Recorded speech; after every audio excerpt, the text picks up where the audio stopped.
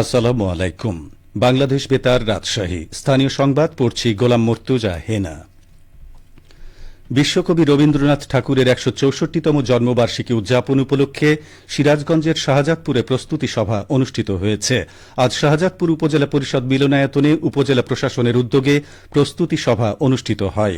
সভায় প্রধান অতিথি হিসেবে উপস্থিত ছিলেন সিরাজগঞ্জের জেলা প্রশাসক মোহাম্মদ নজরুল ইসলাম। তিনি বলেন, বিশ্বকবি রবীন্দ্রনাথ ঠাকুরের স্মৃতি বিজড়িত সিরাজগঞ্জের শাহজাদপুর, এখানেই কবির কুঠিবাড়ি অবস্থিত, যে কুঠিবাড়িতে বসে তিনি অনেক অসামান্য লেখা লিখেছেন।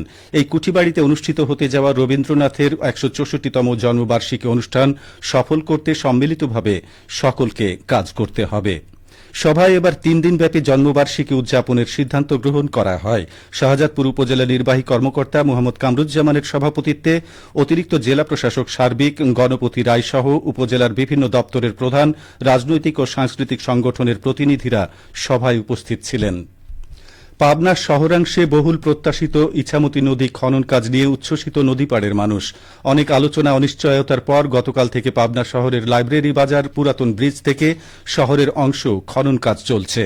আজ দুপুরে বাংলাদেশ পানি উন্নয়ন বোর্ড, পাবনার তত্ত্বাবধায়ক প্রকৌশলী সুধাংশু কুমার সরকার এবং সেনাবাহিনীর দায়িত্বরত কর্মকর্তা ও ইছামতি নদী উদ্ধার আন্দোলনের নেতৃবৃন্দ খনন কাজ পরিদর্শন করেন।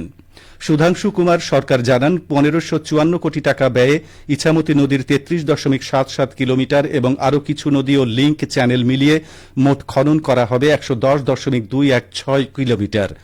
এছাড়া নদীর সৌন্দর্য বর্ধনে বিভিন্ন স্থানে নির্মাণ ও পুনর্নির্মাণ করা হবে ছোট বড় ২৩টি সেতু।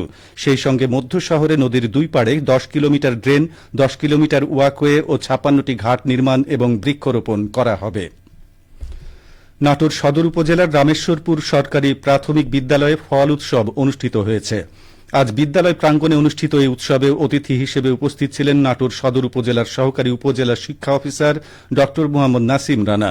বিদ্যালয়ের প্রধান শিক্ষক মোহাম্মদ ইসাহাক আলী জানান, তরমুজ, বাঙ্গি, পেয়ারা, পেঁপে, কলা, কাঁচা আম সহ বিভিন্ন দেশীয় ফলের সাথে শিক্ষার্থীদের মেলবন্ধন তৈরি করতে এই উৎসব আয়োজন করা হয়।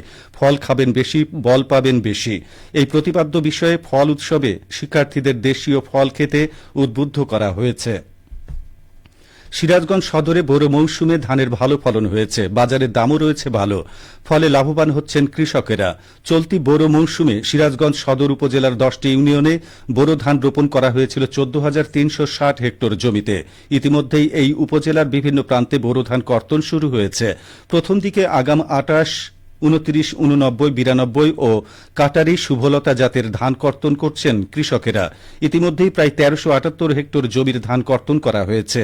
আগাম জাতের ধানে প্রতি বিঘায় ফলন মিলছে জাত ভেদে ২৭ থেকে ৩২ মণ। স্থানীয় বাজারগুলোতে এই মুহূর্তে ধান কেনা বেচা হচ্ছে ১৩০০ থেকে ১৪৫০ টাকা মণ দরে। সিরাজগঞ্জ সদর উপজেলা কৃষি কর্মকর্তা কৃষিবিদ আনোয়ার সাদাত বলেন, এই মৌসুমে আবহাওয়া অনুকূলে থাকায় বোরো আবাদ ভালো ফলন হয়েছে। ইতিমধ্যেই ধান কর্তন শুরু হয়েছে। কৃষি অফিসের পরামর্শে উন্নত জাতের বীজ রোপণ ও সার ব্যবস্থাপনা মেনে চলায় কৃষকেরা ভালো ফলন পাচ্ছে। এসো দেশ বদলায়, পৃথিবী বদলায় স্লোগানে তারুণ্যের উৎসব ২০২৫ উপলক্ষে নওগাঁয় অনূর্ধ্ব ১৫ বালক বালিকাদের মাসব্যাপী সাঁতার ও অ্যাথলেটিক্স প্রশিক্ষণ শুরু হয়েছে। আজ দুপুরে জেলা স্টেডিয়ামে ক্রীড়া অধিদপ্তরের বার্ষিক ক্রীড়া কর্মসূচির আওতায় জেলা ক্রীড়া অফিসের আয়োজনে প্রধান অতিথি হিসেবে উপস্থিত থেকে জেলা প্রশাসক মোহাম্মদ আব্দুল আওয়াল এই প্রশিক্ষণের শুভ উদ্বোধন করেন। পরে জেলা প্রশাসক প্রশিক্ষণে অংশ নেওয়া প্রশিক্ষণার্থীদের মাঝে জার্সি বিতরণ করেন। আয়োজকরা বলেন, সাঁতার ও অ্যাথলেটিক্স প্রশিক্ষণে বিভিন্ন শিক্ষা প্রতিষ্ঠান থেকে ৪০ জন বালক এবং ৪০ জন বালিকাকে চূড়ান্ত বাছাই করা হয়েছে। প্রশিক্ষণ শেষে জাতীয় পর্যায়ে অংশগ্রহণের লক্ষ্যে বিভাগীয় দল গঠনের জন্য সেরা প্রতিভাবানদের বিভাগীয় পর্যায়ে পাঠানো হবে। এ প্রশিক্ষণে অংশ নিতে পেরে খুশি শিক্ষার্থীরা। জেলা ক্রীড়া কর্মকর্তা আরিফুজ্জামানের সভাপতিত্বে অনুষ্ঠানে নওগাঁ সদর উপজেলা নির্বাহী অফিসার ইবনুল আবেদিন, নওগাঁ ফায়ার সার্ভিস ও সিভিল ডিফেন্সের উপসহকারী পরিচালক জাকির হোসেন, জেলা ক্রীড়া সংস্থার সদস্য ও জাতীয় ফুটবল দলের খেলোয়াড় এনামুল হক সহ ক্রীড়া সংস্থার সদস্যগণ উপস্থিত ছিলেন। সবশেষে আবহাওয়া।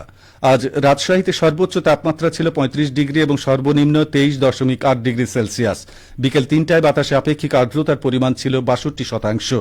রাজশাহী ও পার্শ্ববর্তী এলাকায় আজ সূর্যাস্ত সন্ধে ৬টা ৩৬ মিনিটে। সংবাদ শেষ হল। আমাদের পরবর্তী স্থানীয় সংবাদ সন্ধ্যা ৭টায়।